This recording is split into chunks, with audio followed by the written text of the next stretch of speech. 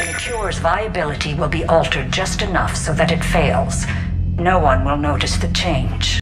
We can provide you our very best scientists to build the Crucible, and the full support of our fleets. Think about it, Commander. The choice is yours.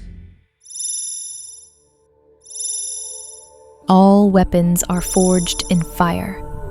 For the Krogan, that fire was their own world. Tuchanka. The name itself is a Rake clan word, Eye of Wrath, a fitting title. It is a planet designed to kill. Vicious predators, virulent diseases, and resources so scarce they were worth dying for. For millennia, the number one cause of Krogan death wasn't war, it was being eaten. Their biology is a testament to this brutal crucible. They have redundant organs for nearly every major system. 2 hearts, 4 lungs, 4 testicles. Their hides are thick enough to be functionally immune to melee weapons, short of a molecular blade. They have a secondary circulatory system, making paralysis impossible. Their famous hump stores nutrients and water, a symbol of a superior predator who is well fed in a world of starvation. But look closer. Look at their eyes. They are wide-set, like a prey animal on Earth. They offer a 240-degree field of vision, better for spotting an attack from the flank than for hunting. This tells you everything. The Krogan, the galaxy's most feared warriors, evolved not as apex predators, but as the ultimate survivors. Their astronomical birth rate, clutches of up to 1,000 eggs a year, was not a strength. It was a biological necessity. A desperate scream against a world that demanded 1,000 children just so one might live to see adulthood. They were not inherently aggressive. They were persistent. Then, the Salarians found them. They didn't find a burgeoning empire. They found a species of brutal, primitive clans, struggling to survive a nuclear winter of their own making. And the Salarians, facing their own extinction at the claws of the Rachni, saw not a people to be saved, but a tool to be sharpened. They initiated what their records call a cultural uplift. They gave the Krogan modern technology, spaceflight, and a singular purpose: to be the Council's living shield against the Rachni hordes. Make no mistake, this was not benevolence. This was the first weaponization of the Krogan. The Salarians identified a species with desirable biological traits, resilience, rapid reproduction, and they aimed it at a problem they couldn't solve themselves. They didn't just give the Krogan guns, they fundamentally altered their societal trajectory, repurposing an entire species for war. The Genophage was not the beginning of this manipulation. It was merely the horrifying, logical conclusion. The plan worked too well. The Krogan, unleashed from the evolutionary cage of Tuchanka, did what they were built to do. They survived, and they multiplied. Their population exploded. Hailed as saviors, they were rewarded with new worlds, many of them former Rachni territory. But the same biological imperative that saved them on Tuchanka now threatened the galaxy. An ecological and demographic time bomb had been set.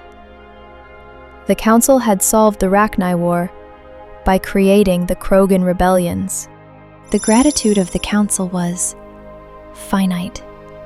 The Krogan were saviors, but they were not peers. They were denied a seat on the Council, denied a true voice in the galaxy they had bled to protect. So they continued to expand. There was always, as the Codex states, just one more world needed. The breaking point was the Asari colony of Lucia. The Council demanded the Krogan withdraw. The Krogan overlord, Credak, refused, daring the Council to take the worlds back by force. The war that followed would burn for nearly a century. It was not a simple act of aggression. It was the detonation of a bomb the Council itself had built. The common narrative is one of Krogan aggression. The data suggests a more complex escalation. The Council's first move was not a fleet, but a scalpel. They unleashed their new special tactics and reconnaissance operatives, the Spectres, in a campaign of covert strikes. Sabotaged refineries vanished in blue-white fire. Headquarters stations were shattered by pre-placed suicide freighters. Planetary communication networks went dark. It was classic Salarian doctrine: win the war before the enemy even knows they are fighting. The Krogan could not counter this shadow war. Their strength was not in subterfuge, but in overwhelming force. So, they responded in the only way they could. They escalated to open, conventional warfare. They threw bodies at the problem, relying on sheer numbers and their ability to replenish losses to grind down the more technologically advanced Council fleets. The Council had started a war of shadows. The Krogan turned it into a war of attrition they were destined to win. Desperate, the Council made first contact with a new species, the Turians, a disciplined, martial society that responded to the Krogan threat with an immediate declaration of war. The Turian fleets struck the Krogan rear lines a decisive blow. The Krogan, in turn, escalated to a level of brutality that shocked the galaxy. They didn't just fight the Turians, they targeted their homes. They dropped asteroids on Turian colonies, rendering entire worlds uninhabitable. This was the point of no return. For the Turians, the war was no longer about territory or policy. It was about survival. The Krogan had proven they would do anything to win. So, the Turians decided they would have to do the same. Impact confirmed! The sky. Spirits, the sky is on fire. Credak's laugh is down. Repeat, the entire colony is gone. Burned our world. They burned it all. That is the sound of a moral line being erased. That is the sound that created the Genophage. Faced with total war, the Turian hierarchy collaborated with the Salarian Union. The Salarians, architects of the Krogan uplift, would now architect their downfall. But the two powers had different philosophies on its application. The Salarians claimed the Genophage was to be a deterrent, a threat held in reserve to force a surrender. The Turians, watching their worlds burn, saw this as naive. To them, it was not a bargaining chip. It was the only weapon that could win the war. It was a marriage of convenience, Salarian long-term strategic thinking, and Turian immediate military necessity.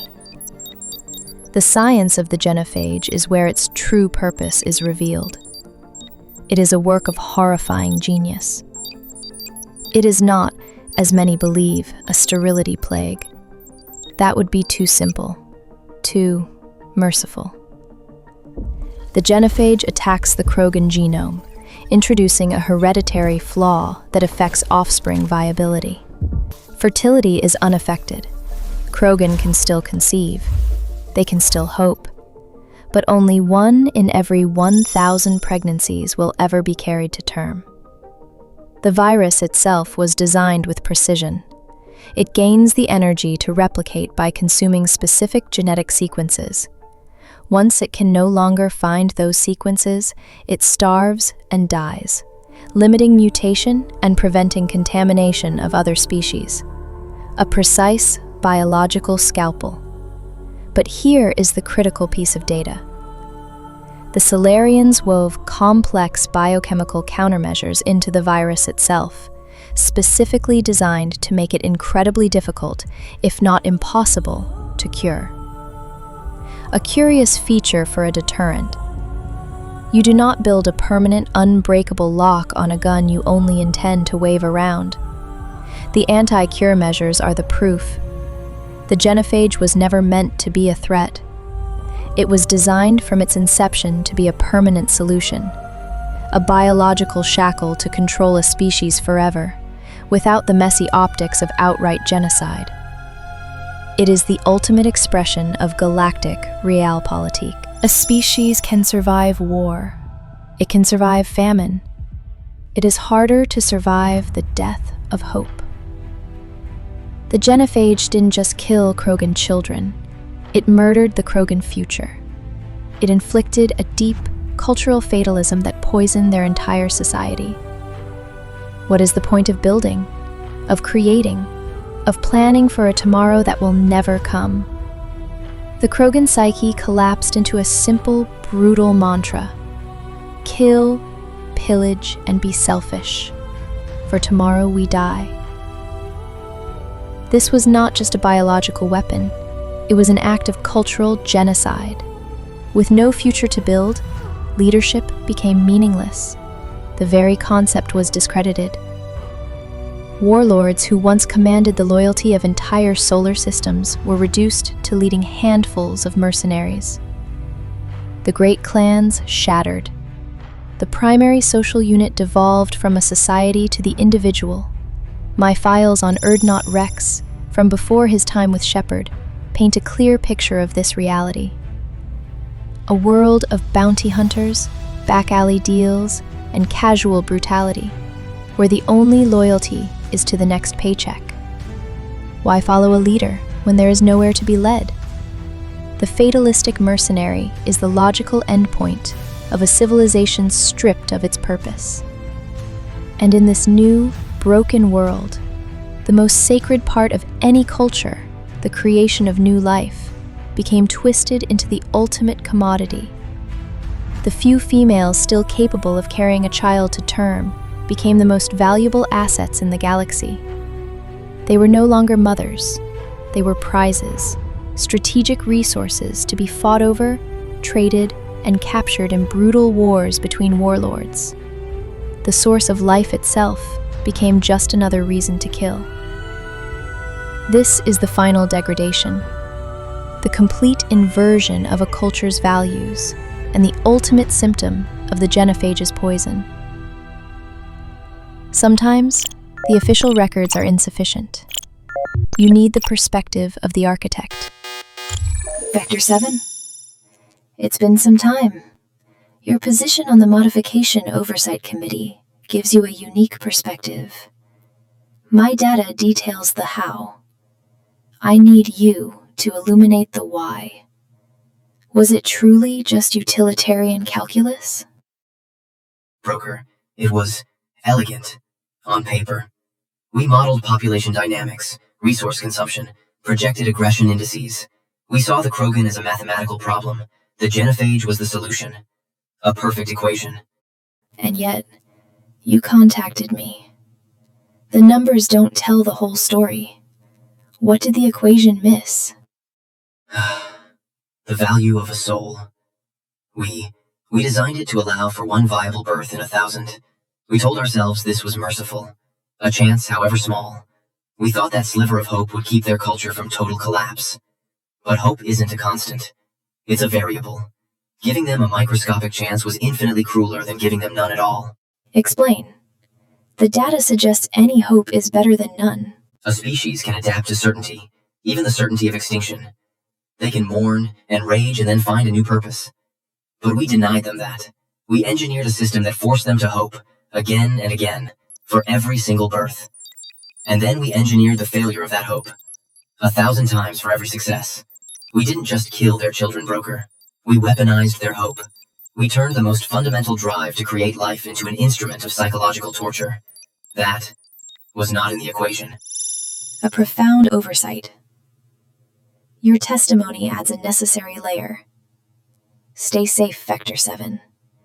Your perspective is too valuable to lose. There is no safety for people like me. There is only the ledger. I'm glad my entry will be accurate. Weaponized hope. A masterpiece of cruelty indeed. Even my networks have their blind spots. Hope, however, is a stubborn thing. It came in the form of a Salarian scientist named Malon. He was a former student of one of the Genophage's original architects, and he was consumed by guilt. On Tuchanka, he conducted brutal, unethical experiments on living Krogan, desperate to find a cure. His work was monstrous, but his data was viable. It was the only known research that had a chance of circumventing the Salarians' anti-cure countermeasures. Malon represented the dark reflection of Salarian logic, the belief that a noble end justifies any means. This brings us to the most pivotal single actor in this entire saga, Professor Mordin Solus. A brilliant scientist, a former STG operative, and a member of the very team that modified and strengthened the Genophage when the Krogan first began to adapt to it. His initial justification was cold utilitarian calculus. It was a difficult, but necessary line on a graph. The needs of the many outweighing the needs of the few. But seeing Malon's work firsthand, seeing the mountains of dead children, seeing the cultural despair on Tuchanka, it forced him to confront the individual agonizing cost of his logical decisions. Whole team agreed. Project necessary. How was I supposed to disagree with the great Dr. Solus? I was your student! I looked up to you! Experiments performed here. Live subjects, prisoners, torture and executions. You're doing? We've already got the blood of millions on our hands, Doctor. If it takes a bit more to put things right, I can deal with that. Mordin's journey is one from detached, large-scale utilitarianism to a personal, desperate need for atonement. He had to fix the line he drew. This culminates in a critical choice for Commander Shepard during Mordin's loyalty mission in 2185. After dealing with Malon, Shepard must decide: save his tainted but vital research data, or destroy it. A simple choice of Paragon or Renegade points, it would seem. But it was a choice with a delayed, fatal consequence. That data was the only thing that could stabilize the female Krogan shaman, Erdnot Bakara, the asset you know as Eve, who was one of Malon's test subjects. Without Malon's data, Eve dies in 2186 from the stress of the cure's final stages. With her death, the voice of moderation and wisdom among the Krogan is silenced, leaving only the warlords. A choice made a year earlier, about a piece of data, ultimately determines whether the Krogan's best possible future is even achievable. A masterclass in sowing consequences that only ripen with time. And then, the Reapers came. And in the face of total galactic annihilation, all the old politics were stripped bare. The Turian Primarch, Victus, was desperate. He needed Krogan boots on the ground to save Palaven from being overrun. Erdnot Rex, now leader of the united Krogan clans, named his price: a cure for the Genophage. No cure, no army. This is when the Dalatrass played her final card. In a private communication with Shepard, she made her offer: sabotage the cure. Let the Krogan think they have a future. In exchange for this deception, she would commit the entire Salarian fleet to the war effort. The Genophage, once a tool of war, had become a bargaining chip in the apocalypse. The species' future weighed against war assets. The mechanism for this betrayal was as elegant as it was treacherous.